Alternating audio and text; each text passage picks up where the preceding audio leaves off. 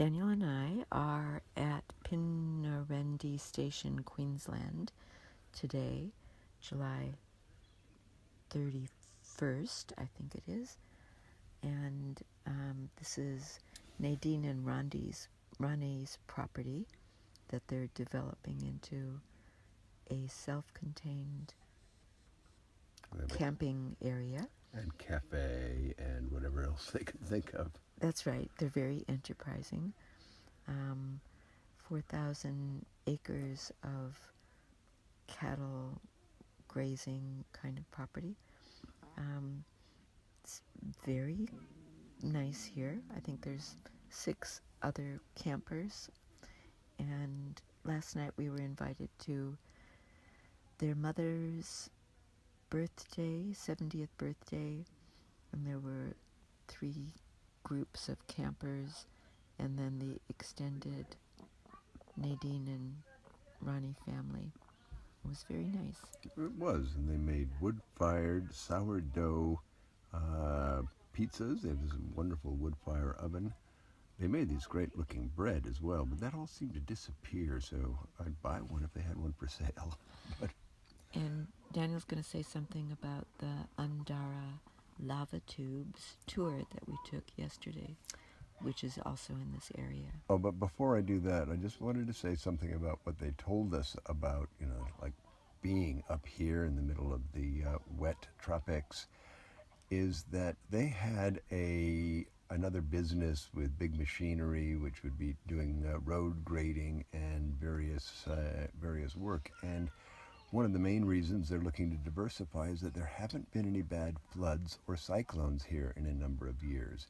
And that's the lifeblood of a lot of the businesses around here, is fixing up the country after cyclones or floods. So they've ended up having to sell some of their grading equipment, and that's why they're getting into the tourism business. And I found that very interesting, and like seeing cyclones and floods as a positive for a community, I thought was great. I never looked at it that way. The Andara, which the kids of Kaylee and Ron call the Fundara. Apparently both of them used to work there as guides. They're these huge, really big lava tubes, and the lava tubes are formed by basically underground lava rivers. The last time during one or another of the many volcanic eruptions in the area. There have been apparently 72 volcanic eruptions in 7 million years. And it gets into a riverbed, and a crust forms on top, but the lava keeps flowing underneath, and they form these tubes. And they were really quite fascinating. They go on, a lot of them are collapsed, but they go on for 130 kilometers apparently. And they're just interesting and huge and big, and we went on a 2-hour tour and had a look at those. Really enjoyed it. And the guide, who was named Dane, was it? Kane. Well, I was close. He was passionate and knowledgeable, and talked about the fact that he's done some research to try and find out what the local Aboriginal people would have known about the lava tubes. We're talking huge. We're talking, 40, 50 meters across or something like that, or more. And he found that nobody knows anything about them, mostly because all the history is lost, and maybe they just weren't interested in it. And I found a lot of that just very interesting stuff.